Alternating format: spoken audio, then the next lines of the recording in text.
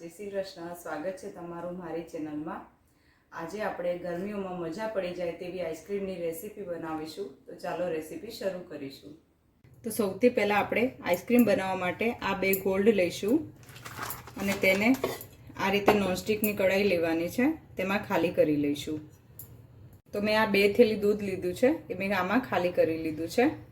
આપણે ગેસ ચાલુ કરીશું અને આ દૂધને ઉકળવા માટે મૂકી દઈશું. તો આપણું દૂધ આ જે છે ઉભરાઈ રહ્યું છે. આપણે તેને આ રીતે હલાવીને થોડું ઉકાળવાનું છે અને થોડું ઘાટું કરવાનું છે. તો જ્યાં સુધી ઘાટું થાય ત્યાં સુધી તેને હજુ આપણે ઉકળવા દઈશું. તો સૌથી પહેલાં આપણે આ 1 વાટકો ખાંડ લીધી છે, તેને આપણે પીસી લઈશું. આપણી જે ખાંડ છે પીસાઈ ગઈ છે, એક બાઉલમાં લઈ લઈશું આ રીતે. તો સૌથી પહેલા આપણે આ બદામ છે એ લઈ લઈશું, કાજુ લઈ લઈશું, ખસખસ લઈ લઈશું,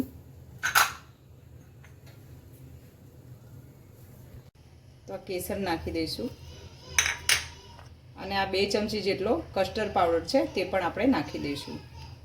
આપણે આ બધી વસ્તુને પીસી લઈશું અને તેનો એકદમ પાવડર નથી કરવાનો, આપણે આને થોડું દરદરું પીસવાનું છે. તો હવે આપણી આ પાવડર એકદમ રેડી છે. એક બાઉલમાં લઈ લઈશું આ રીતે અને આ રીતે મિક્સ કરી લઈશું. તો આપણો આઈસ્ક્રીમ બનાવવાનો પાવડર એકદમ તૈયાર છે. હવે આને સાઈડમાં રાખી લઈશું હમણાં. તો હવે આપણું દૂધ એકદમ ઉકળી ગયું છે અને થોડું ઘાટું પણ થઈ ગયું છે, તમે જોઈ શકો છો. મેં જે આ આઈસ્ક્રીમ પાવડર રેડી કર્યો છે, હવે આપણે તેમાં જે ગરમ દૂધ ઉકાળ્યું છે તે જ નાખી દઈશું થોડું આ રીતે અને પાવડરને એકદમ તેમાં મિક્સ કરીશું. તો મેં આ દૂધ નાખીને એકદમ સરસ રીતે મિક્સ કરી લીધું છે. તમે જોઈ શકો છો. ગઠ્ઠા ના પડે તેની માટે આપણે આ રીતે સરસ રીતે હલાવવાનું અને મિક્સ કરતું રહેવાનું. તો હવે આપણે આ જે તૈયાર કર્યો છે મસાલો એ આ રીતે આ બધો પાવડર છે અને આ રીતે થોડું થોડું નાખતા જઈશું અને હલાવતા જઈશું આ રીતે. બધું આ રીતે મિક્સ કરી લઈશું અને એને આ રીતે હલાવશું અને હજુ તેને થોડી વાર ઉકળવા દઈશું અને થોડું ઘાટું કરીશું. તો આપણું આ જે દૂધ છે એકદમ ઘાટું થઈ ગયું છે આ રીતે. તો હવે આપણે તેને ગેસ બંધ કરી લઈશું અને આને એકદમ ઠંડુ કરીશું.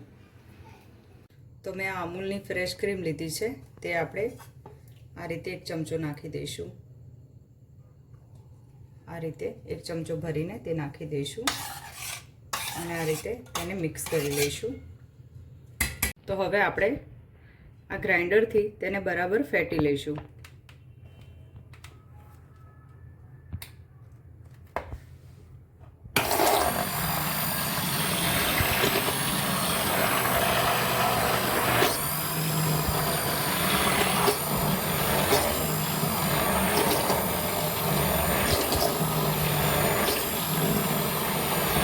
તમે જોઈ શકો છો મેં આને એકદમ બરાબર ફેટી લીધું છે અને એમાં આ રીતે બબલ્સ આવે ત્યાં લગી આપણે ફેટવાનું છે.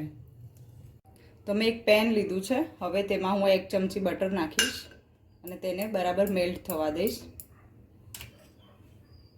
આપણું બટર એકદમ મેલ્ટ થઈ ગયું છે. આજે મેં કાજુ બદામ કતર્યા છે, તેને આપણે ખાલી 2 મિનિટ માટે આ રીતે તેમાં શેકી લઈશું.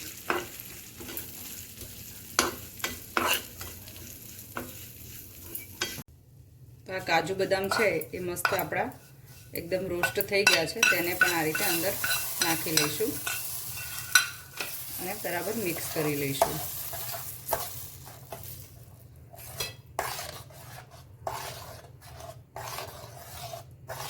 હવે આપણે આ બધું જ આ રીતે એક બાઉલમાં લઈ લઈશું, બંધ કરી લઈશું. આપણે તેને આ રીતે પૂરી રાત ફ્રીઝરમાં મૂકી દઈશું અને આપણે સવારે આને ચેક કરીશું ખોલીને. તો હવે આપણે કટ કરજે. તો આપણે આ પૂરી રાત ફ્રીઝરમાં રાખ્યું હતું, હવે આપણે તેને કાઢી લઈશું. હવે આપણે એને 10 મિનિટ પછી ખોલીશું.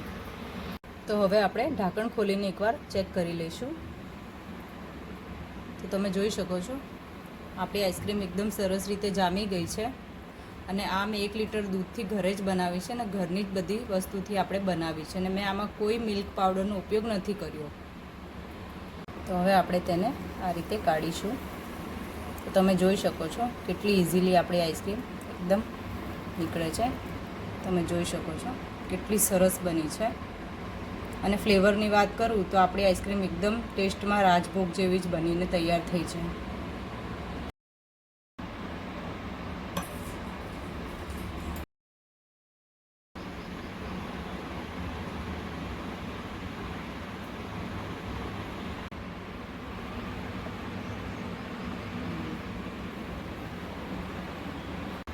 તમે જોઈ શકો છો કેટલી સ્મૂધ ને સરસ આપણી આઈસ્ક્રીમ બનીને એકદમ તૈયાર છે. ને મિત્રો આ આઈસ્ક્રીમ તમે ઘરે બનાવશો તો સૌ કોઈ તમારી તારીફ કરશે. અને તમને આ મારી રેસીપી ગમે તો લાઈક, સબસ્ક્રાઈબ ને કમેન્ટ કરવાનું ભૂલતા નહીં. જય શ્રી કૃષ્ણ મિત્રો.